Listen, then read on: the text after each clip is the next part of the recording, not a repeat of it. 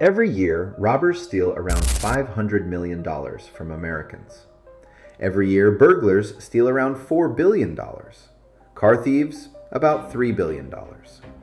All of it combined, every robbery, every break-in, every stolen vehicle in this entire country adds up to less than $8 billion a year. Your employer steals more than that. Economists estimate that wage theft, employers not paying workers what they're legally owed, costs American workers more than $50 billion every single year. More than every robbery, more than every burglary, more than every car theft, combined. And here's the part that should make you stop scrolling. The person doing it probably isn't some shady cash-only operation in a back alley. It might be the company you work for right now. It might be a name you know. By the end of this video, you're going to know exactly what wage theft looks like, how to spot it on your own paycheck, and, this is the part they really don't want you to know, what actually happens when workers try to fight back. Stay with me.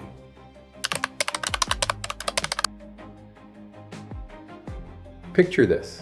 It's Friday. You just got paid, you pull up your paycheck, and something feels off. You worked 5 days this week, long ones. You came in early on Tuesday to set up before your shift. You stayed late on Thursday to finish out the floor. You skipped your lunch break twice because it was too busy. But when you look at the hours on that stub, they don't add up. Maybe you don't say anything because you need this job, because you don't want to be the difficult one, because honestly, you're not even sure you're right. Maybe you figure it's a mistake, an honest one. You'll bring it up next week. Here's what you probably don't know. What just happened to you has a legal name. It happens to millions of American workers every single week. And the reason most of them never do anything about it isn't that they're wrong. It's that the system that's supposed to protect them was quietly built to make sure they can't. We're going to go through this step by step. First, what exactly counts as wage theft? Because it's a lot broader than most people think.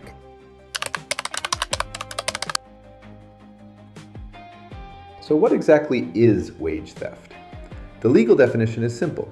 It's when your employer fails to pay you the full wages you're legally owed. But the way it actually shows up in real life, that's where it gets complicated. Because it doesn't always look like a crime. It's designed not to. Number 1, minimum wage violations. Your employer pays you less than the legally required minimum wage per hour. In some cases, it's obvious. In others, it's buried. Deductions, fees, or unpaid time that effectively drag your hourly rate below the legal floor without it ever showing up that way on paper. Number 2, unpaid overtime. Federal law requires that most workers get paid 1.5 times their normal rate for every hour over 40 in a week. Depending on your state, that threshold might be even lower. But millions of workers never see that overtime pay because their employer reclassifies them, tells them they're salaried, or simply doesn't track the extra hours. Number 3, off-the-clock work. This one is everywhere. You're required to show up 15 minutes early. You have to stay late to close out the register. You answer work messages on your personal phone after your shift ends. None of that time gets logged, none of it gets paid. Number 4, tip theft. In many industries, restaurants, hospitality, delivery, tips are supposed to go to the workers who earned them. But in some states, employers can legally pool and redistribute tips in ways that cut workers' share. And in others, managers have been caught taking tips outright. Number 5, illegal deductions. Your employer can't just take money out of your paycheck for anything they want. Uniform costs that bring you below minimum wage, fees for missing a shift, damage charges for things that weren't your fault. All of it can be illegal, depending on your state. Number 6, misclassification. This one costs workers more than almost anything else. Your employer calls you an independent contractor. They give you a 1099 instead of a W-2. You lose minimum wage protections. You lose overtime. You lose benefits. You pay both sides of your Social Security taxes. Sound familiar? Courts in multiple states have found that workers labeled as independent contractors were legally employees all along, and their employers knew it. 4 million Americans every single year, losing an average of $3,000 each. That's not a rounding error, that's a business strategy. And here's what makes it worse. The companies doing this most aggressively, they're not desperate small businesses scrambling to survive. They're some of the most recognizable names in America, and they have the receipts to prove it.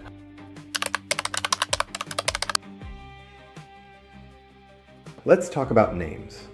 Because when most people hear wage theft, they picture a shady landlord underpaying undocumented workers in a cash business somewhere. That happens, but it's not where most of the money goes. Let's start with the most recent one, Disney. In December 2024, the Walt Disney Company agreed to pay $233 million to settle a wage theft lawsuit, the largest wage theft settlement in California history. The case covered more than 50,000 current and former workers at the Disneyland Resort in Anaheim. What did Disney do? Anaheim voters passed a law in 2018, Measure L, requiring businesses in the resort district that received city tax subsidies to pay workers a minimum of $15 an hour, increasing every year. Disney received those subsidies. Disney was required to comply. Disney didn't. They fought the law in court for 5 years. They lost. Meanwhile, workers at the happiest place on earth were showing up to surveys reporting food insecurity, homelessness, choosing between rent and groceries, while working full-time for one of the most profitable entertainment companies on the planet. But Disney isn't alone, not even close. Walmart. Since the year 2000, Walmart has been taken to court for wage theft 98 times. 98! They've paid out approximately $1.4 billion in settlements and judgments, a $172 million verdict in California, a $78 million verdict in Pennsylvania, a $54 million settlement in Minnesota after a judge found that Walmart had violated wage and hour laws more than 2 million times in a single state. 2 million times in one state. And in 2024, after all of that, Walmart paid $2.5 million to 80,000 workers who weren't compensated for the time they spent doing mandatory COVID health screenings before their shifts. Mandatory. Before their shifts. Unpaid. McDonald's. In 2020, McDonald's settled a wage theft case in California for $26 million, covering 34,000 workers. The allegations? Franchise locations were shaving minutes off time cards, withholding pay for pre-shift work, and denying overtime. And here's the thing about McDonald's, and fast food in general. 9 out of 10. The franchise model makes it almost impossible to hold the parent corporation directly responsible. McDonald's collects the profit. The franchise owner takes the legal hit. The worker gets shortchanged either way. This isn't a rogue employer here and there. This is a pattern. Documented, repeated, across some of the most powerful companies in America. And the reason they keep doing it, even after paying billions in fines, because the math works out in their favor. Because the system that's supposed to stop them was built to fail.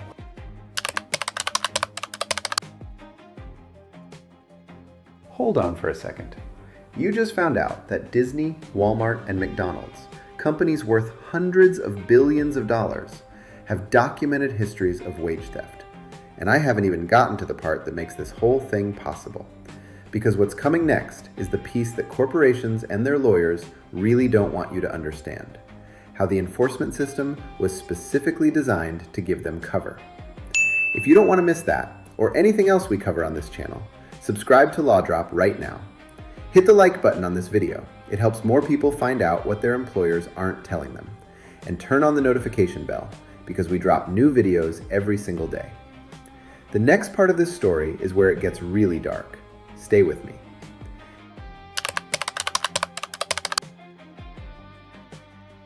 Here's a number I want you to think about.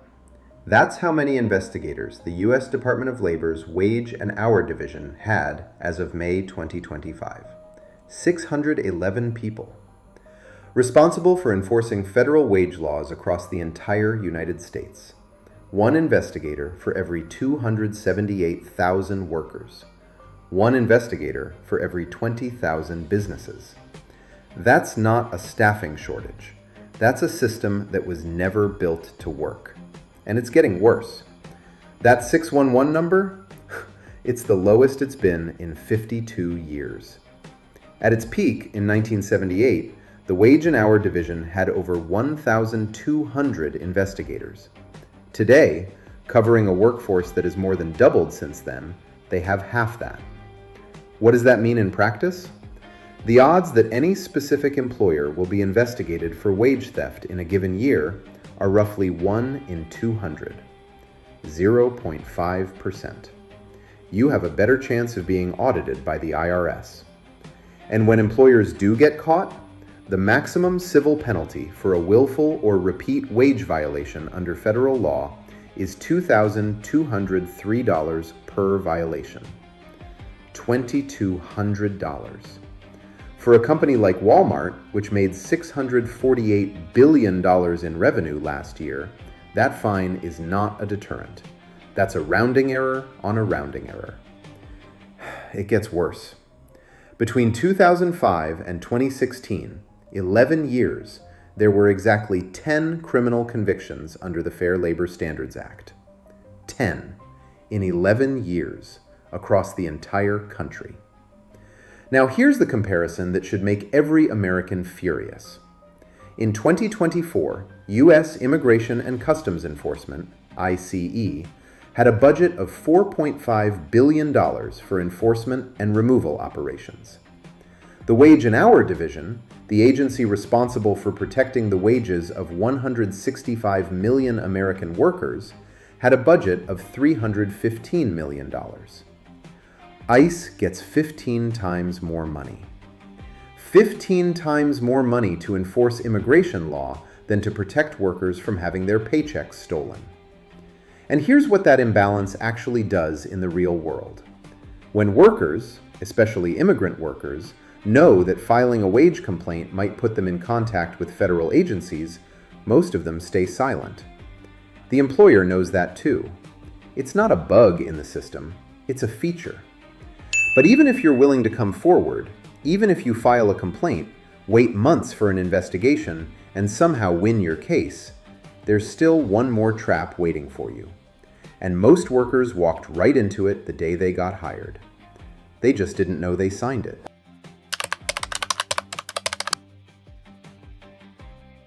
Think back to the last time you started a new job.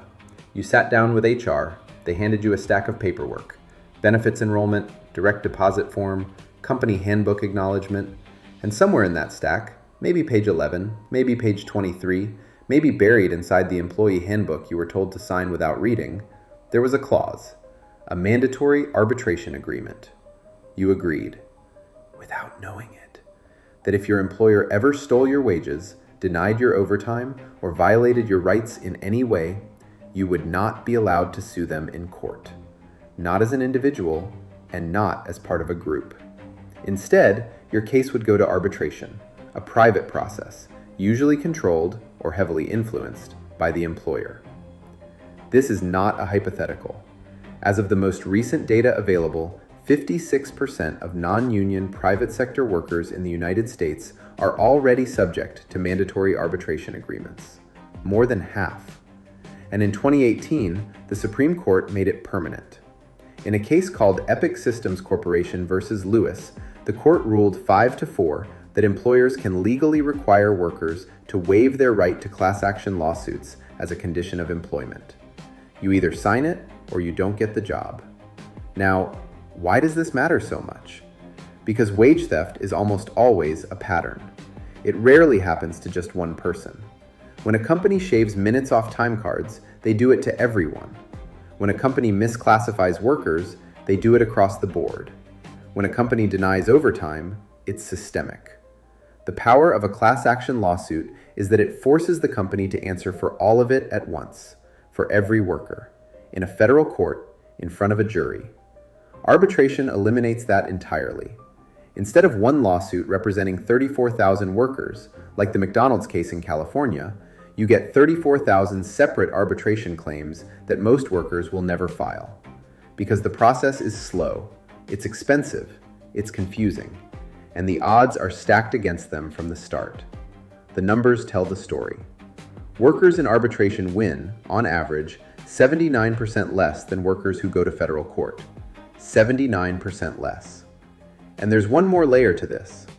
Researchers found that 98% of low-wage, non-union workers who are subject to forced arbitration and who have wages stolen never file a claim at all. 98%. Not because they weren't wronged, not because they couldn't win, because the system was designed to make sure they never try. So the government won't investigate. The fines are too small to matter. Criminal prosecution almost never happens. And now workers can't even band together to sue. At this point, you might be wondering, does anyone ever actually win? The answer is yes. But what it takes, and what happens even when you do win, that's the part that nobody talks about.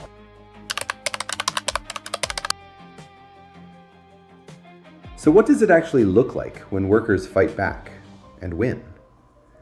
3 cases, real ones, recent ones.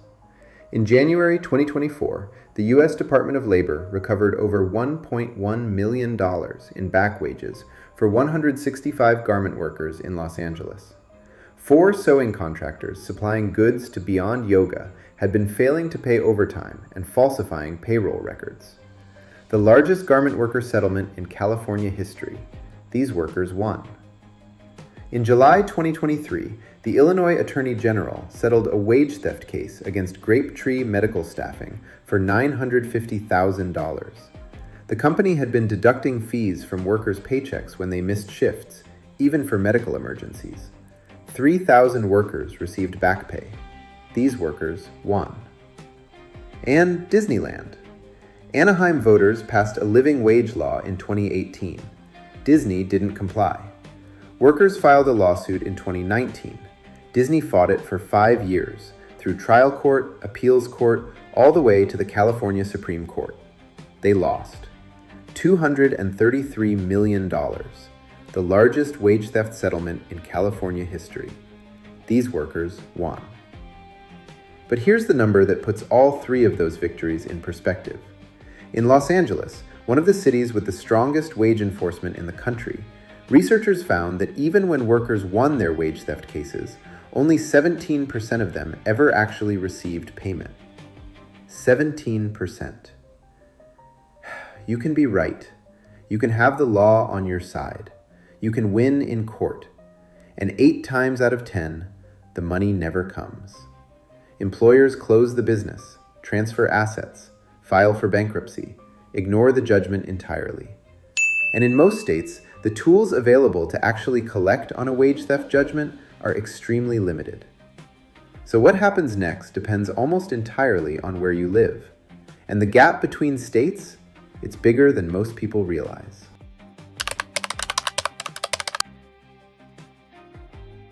Here's something most Americans don't realize. The Fair Labor Standards Act, the federal law that's supposed to protect your wages, sets a floor, a minimum. What happens above that floor depends entirely on where you live. And in some cases, it's the difference between your employer facing a felony charge and your employer facing nothing at all. Let's start with the states that actually have your back. California has one of the most worker protective frameworks in the country. You can file a wage claim without hiring an attorney. And under California law, intentional wage theft can be prosecuted as criminal theft, a crime, not just a civil matter. Connecticut goes even further. If your employer steals more than $2,000 in wages from you, that is a felony. Potential fines up to $10,000 and possible imprisonment. Washington state surprises people. Federal law says you're entitled to overtime if you make less than $35,568 a year. In Washington, that threshold is $69,305, nearly double. Hundreds of thousands of workers there are protected by overtime laws that don't exist for them anywhere else. Now the other side. Texas has minimal state-level enforcement beyond the federal FLSA. Workers there experiencing minimum wage violations lose an average of $85 a week, among the highest losses in the country. Florida has the highest rate of minimum wage violations among the 10 most populous states. And Mississippi, Alabama, Georgia, South Carolina, Louisiana, and Tennessee have no state minimum wage above the federal floor and virtually no independent enforcement infrastructure.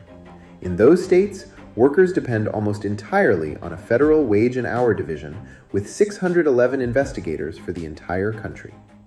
Regardless of where you live, check your pay stubs, know your state's minimum wage, and find out whether you've signed an arbitration agreement. That information is public and it costs you nothing. Laws vary by state and your specific situation matters. Always consult a licensed attorney for guidance on your case.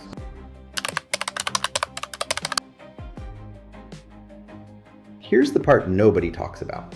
When your employer steals your wages, you're not the only one who pays. We all do. Think about what happens when a full-time worker loses $3,000 a year to unpaid overtime, or gets misclassified to avoid benefits. That worker can't cover rent, can't buy groceries, so they apply for food stamps, Medicaid, housing assistance, programs funded by taxpayers. Economists call this a hidden subsidy. The employer keeps the profit from not paying legal wages, and the cost of keeping that worker alive, eating, housed, with medical care, gets transferred to the public. You pick up the bill. California estimated that misclassification alone, just one form of wage theft, costs the state more than $7 billion every year in lost tax revenue and increased public assistance costs. One state, one type of violation. And there's a second layer that's even more insidious. When a dishonest employer steals wages, they lower their labor costs below what honest employers pay. That gives them a competitive advantage they didn't earn, which means the employers actually following the law get undercut, pressured to cut corners themselves, or slowly driven out by competitors who cheat. Economists argue it drives wages down for everyone. Wage theft doesn't just hurt the worker in front of you, it poisons the entire labor market. Now, here's what I've been building towards since the beginning of this video. The workers who won, the garment workers in Los Angeles, the 3,000 in Illinois, the 50,000 at Disneyland, they didn't win because the system worked. They won despite the system, because enough of them knew what was happening, named it correctly, and refused to let it go quietly. The number one reason wage theft succeeds at scale is that most workers don't know the name for what's happening to them. They feel it, they see it on their stub, but they don't know it has a legal definition, that a law was broken, that they have a right, in most states, to file a claim and recover what was taken. You know that now, and so does everyone you share this video with. This video is for informational and entertainment purposes only, and does not constitute legal advice. Laws vary by state and may have changed since this video was published. Always consult a licensed attorney for guidance on your specific situation. Before you go, think about someone in your life, a friend who never sees overtime on her stub, a coworker who came in early every day for 2 years and never got paid for a single one of those minutes. That person probably won't find this video on their own, but you can send it to them right now. If anything here describes something that happened to you or someone you know, share it. Not for the views, because knowing the name of what's happening to you is the first step to doing something about it. That's what Law Drop is here for. Subscribe to this channel, hit like, turn on the bell, and drop one word in the comments. If this video describes something that happened to you or someone you know, type stolen. You're not alone. And the more people who say it out loud, the harder it gets to pretend this isn't happening. And if you want to stay on this topic, next we're going to look at something that might be happening to you right now and you'd have no way of knowing.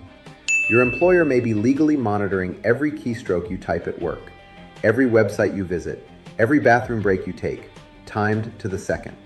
And in some companies, an AI is generating a performance score on you in real time based on all of it. In most states, that is completely legal. That video is right here.